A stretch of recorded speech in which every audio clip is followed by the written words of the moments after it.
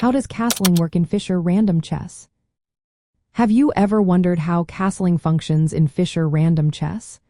This variant, also known as Chess 960, introduces a unique twist to the game. The pieces on the first rank are shuffled randomly, but the rules for castling still apply, with some adjustments. Let's break it down step by step. First, the basic rules for castling remains similar to standard chess.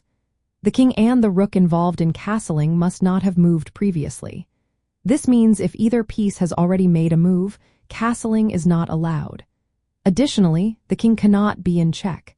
It also cannot move through or land on a square that an opponent's piece attacks. In Fischer Random Chess, the starting positions of the king and rooks can vary widely. However, there are specific conditions.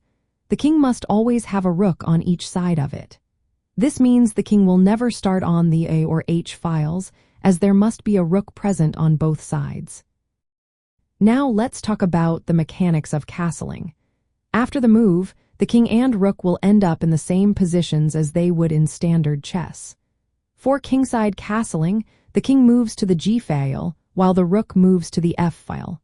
For Queenside castling, the king moves to the C file, and the rook moves to the D file. Understanding how castling works is essential when solving Fischer Random Chess puzzles.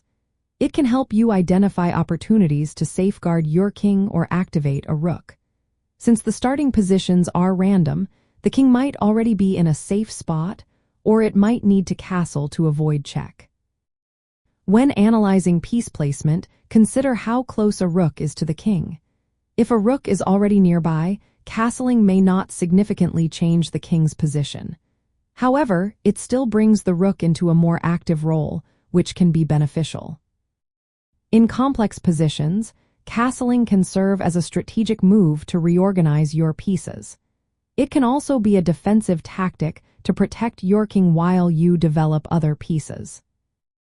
In summary, understanding the rules of castling in Fischer Random Chess allows players to navigate unusual starting setups effectively. This knowledge helps you make the most of the random piece placements, leading to strategic advantages in your games.